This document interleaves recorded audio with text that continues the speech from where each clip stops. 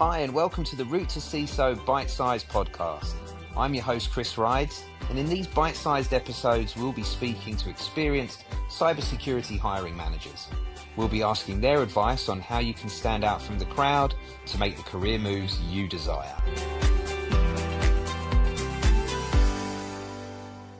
Well, it's quite funny. You started talking about what you hire for, and that is actually leads us quite nicely on to sort of the next area that we talk about, and that's about having been a hiring manager and hired a lot of people over your time.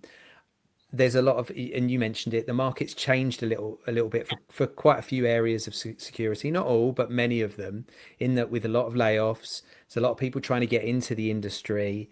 Most of the jobs, even if it's quite a tough job to fill, we'll still get 300 applicants because of all the people trying to get into the industry applying, despite not having the skills or experience. So, we rely personally a lot on our network, on our recommendations. That's how most of our roles get filled. We still advertise occasionally, but most of our jobs that won't even get advertised. Most of them are from that, and that's mainly because we know that we'd be sitting under 300 resumes, and that's what a lot of internal recruiters have to deal with.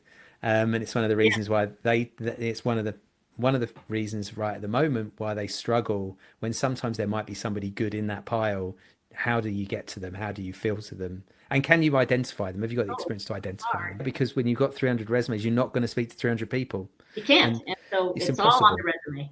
Yeah. And I was going to ask you about, when you get a resume, when it gets to you, regardless of the role, what are the things you look for? Because most people only give it a few seconds before they decide how much time they're going to spend on the resume. When you get to it, when it's in front of you, you said about what you hire for, but what do you look for in that piece of paper that gives them that opportunity to speak to you? So the first thing I look at is how long they've spent in different roles. If they are, if they are constantly moving roles in security, that's going to be really hard for me, because there's going to be a lot of time I'm spending building you up, getting you to the point where you understand what we do, how we do it, our processes. And if you're going to be gone within 6 months of me doing that, that's not going to be good for us.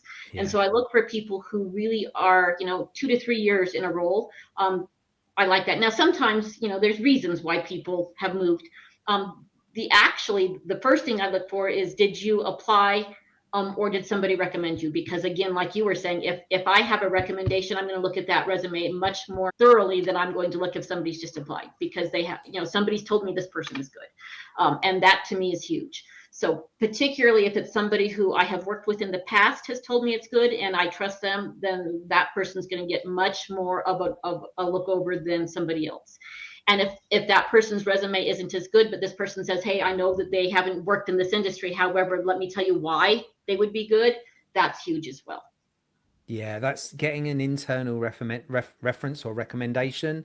So important. There are some companies, at least some companies, used to make a commitment to interview every single internal recommendation they would get, because part of that, I understand, because obviously if you get somebody that recommends somebody and then they don't even get an interview, it makes you look bad, and then your employee's annoyed, and that's a good way to lose an employee rather than gain a new one.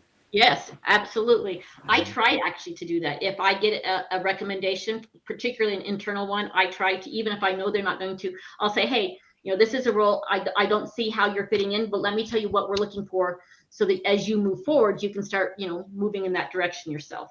Yeah, 100%. And it is tough to speak to every single one, and so I understand that that's not always possible, but I do think starting off with the idea of, at least I'm going to give this person much more time than I would casually do if this resume sat on my desk and it was just passed to me as a pile of resumes.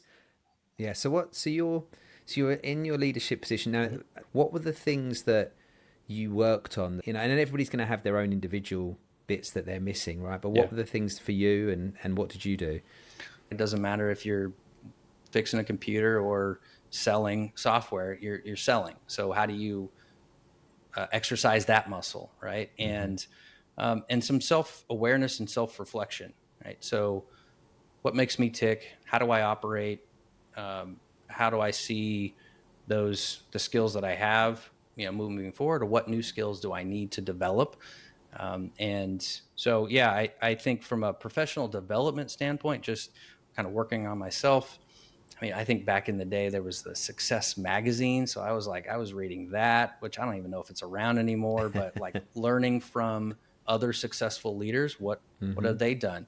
Getting any opportunity I had to be in close proximity to other successful people, I took the opportunity to. Again, proximity creates some opportunity sometimes, and starting to build relationships, right? And it's one thing I will encourage any younger person in their career: build the relationships now, not when you think you might need them, right? It's Yep. now. Do it now, early in your career. And they're like, well, so I mean, I should join these. Yeah, join the association, join the group, get to the meetings, meet the people now, not when you're 10 years down the line and you just got let go and now you need people to find you a job. That's too late most of the time, right? Build those relationships, and not just for self-service, but you never know what those opportunities will bring and how you can help somebody and how you can partner with, or, who knows, set off on a new venture. So a lot of focus on relationship building, understanding habits of other successful people, reading, John Maxwell books, and kind of digging into those areas, and trying to do as much as I could to prepare myself to be ready for that leadership position when it came. Yeah, there's a lot of good material out there for leadership. I mean, I'm sure there's some good LinkedIn courses. There's a Now bunch there of are, stuff. yeah. Yeah, there's probably a bunch of free stuff. There's certainly probably a bunch of stuff on YouTube. There's, nowadays, I've got a Spotify account, and there's all audiobooks on there. So I've got a lot of business audiobooks and things like that I look at. And you're right, finding the people around you. If you can find a mentor or a leader, and if they've got time to mentor you, great. But if not, like you say, the proximity thing, stay close to them and watch what they do, and figure out, what are the results and of why they're doing it, and are these things they do on purpose? Are they natural? Can you build them into your skill set or into your muscle memory? Right. Yeah. So And there's a like, lot of I that. mean, just practically, I'm an introvert. That's just kind of how I'm wired. And so being an introvert, like, sometimes I don't want to be at the event, or I don't want to go to the thing, or I don't want to talk to the person. And so I had to, and I still do, I had to, kind of fight against that. Okay. This is not going to help me in my career, at least where I think I want to go. And so I'm going to fight against that natural tendency and put myself out there, have the conversation, shake the hand, go to the meeting, show up at the party, whatever it happens to be. So if you're getting emails, let's say, with jobs, and you can have it where it automates and sorts through those jobs, and it gradually learns what kind of jobs are a good fit for you.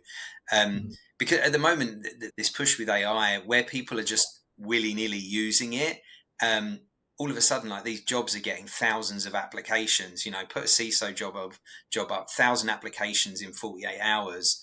And 95% of those people don't meet the basic requirements, because then they're just using AI to send out a lot of stuff. Whereas what you're using it is almost like that personal assistant, motivator that keeps you doing the stuff that you need to do. And I think that's where one of the biggest wins of AI can be for people.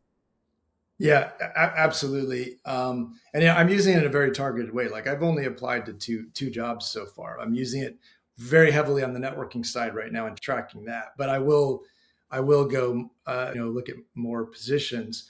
But yeah, like this sort of spray and pray thing, I don't think is the right way to use it. It's not, and you can do a lot better if you use these tools intelligently. Yeah, 100%. And that's where you can lose some of your brand or reputation if you're spraying and praying stuff, and people I keep seeing this name come up and they're not even relevant.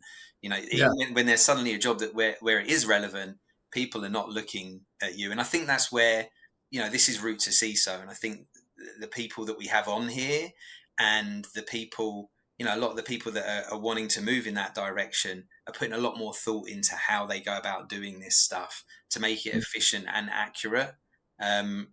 Rather than the spray and pray approach, which I don't think is used by is being utilized by people that are a little bit more senior in their thought process, I guess. Yeah, I mean, I feel like a lot of it is you're building the relationships, you're building up capital with people. You're adding value, like when you're networking with people, and it's reciprocal. And like, I think that's completely different from just firing off 100, resumes a week to job application or applying to 100 jobs.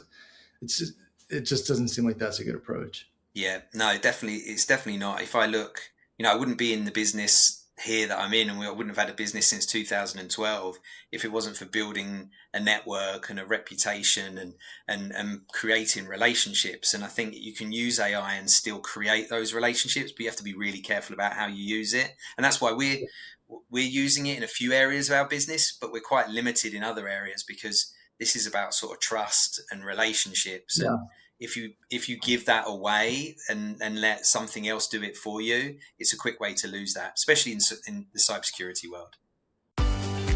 Thank you for listening to the Route to CISO Bite Size podcast. I hope you enjoyed this episode. Make sure you keep an eye out for season 3 of the full Route to CISO podcast. And in the meantime, stay up to date by liking, commenting, and of course, subscribing to our channel. Thank you.